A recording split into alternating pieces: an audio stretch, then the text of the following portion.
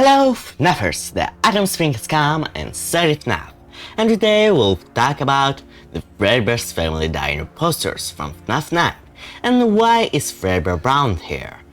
These posters were first revealed on Darkest Stream last year, and what has confused a lot of people was the fact that Fredbear on them was brown instead of his usual yellow, and had black accessories instead of purple. Now, you may think that we never saw a brown Fredbear or a brown Golden Freddy before, but you would actually be wrong. Let's go a little back in time to FNAF 2 theories.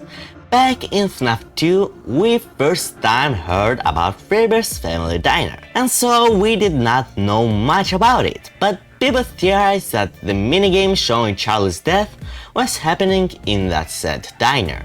After FNAF 4 came out, we finally saw how it looks like, and some people may think that this is not Fredbear's Family Diner.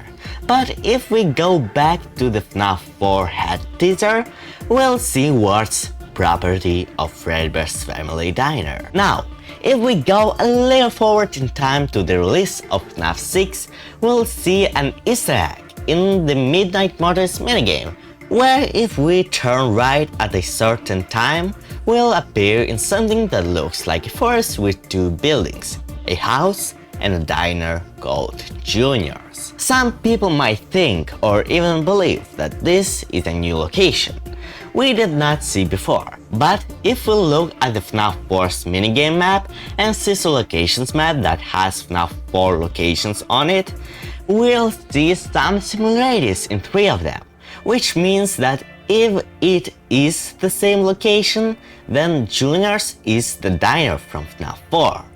The secret minigame is called Later That Night, which might refer to the night Purple Guy killed Charlie, which we see again in the same game.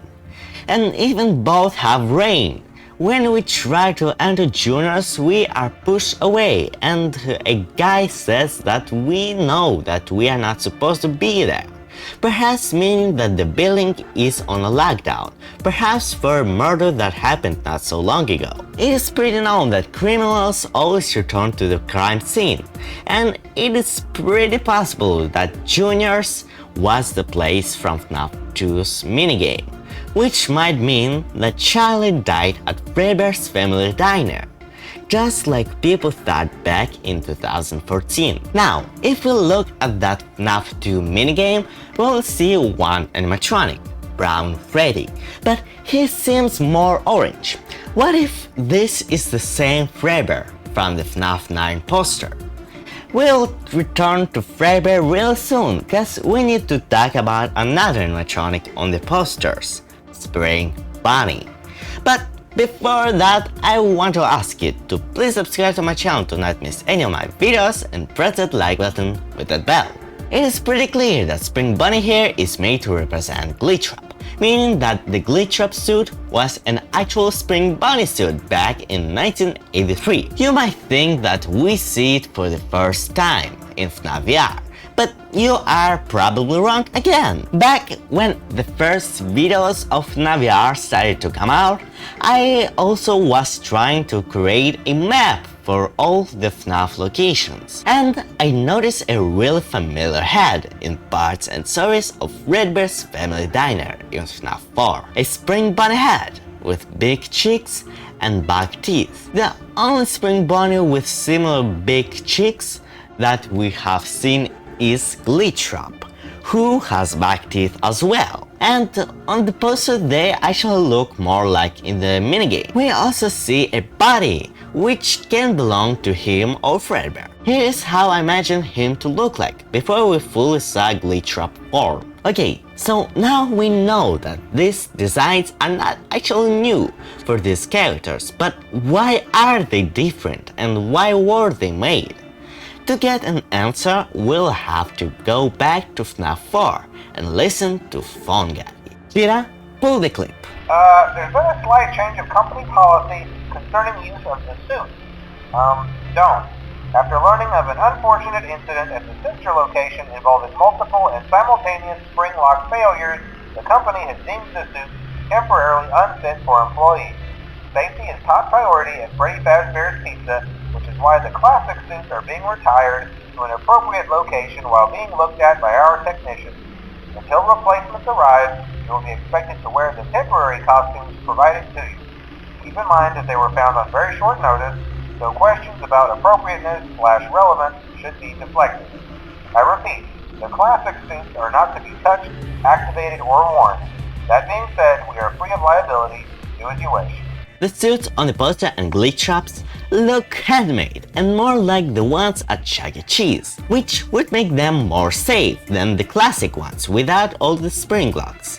What if the suits on the poster and in the minigames are the suits Phone Guy talks about here? He says that they were found on short notice and that their appropriateness and relevance should be ignored, which would explain why they look so different. They were not meant for Fredbear's originally and were just temporarily replacements. But then where did they come from?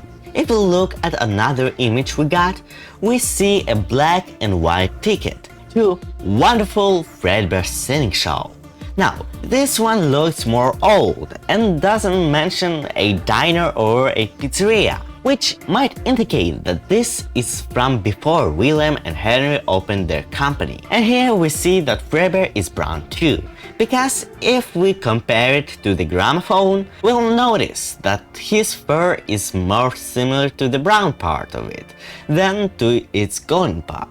What if the suits were created for this purpose? What if they were the very first suits used by William and Henry before they settled on their big company? Maybe the Fredbear's Family Diner from the minigame is called Junior's because before it there was this place with these suits. This video was edited by my friend Cheetah from Plato and I recommend you to check him out. He talks about the latest FNAF news and even makes his own theories sometimes. And I actually will be in some of his next videos as well, so don't miss it. We'll talk about Charlie Emily there. So yeah, tell me in the comments what you think about this theory and why the suits are so different. Or you can share my Discord story in the description and talk about it there. But for now, that's it. Subscribe to my channel to not miss any of my videos, press that like button with a bell, and remember, I always come back.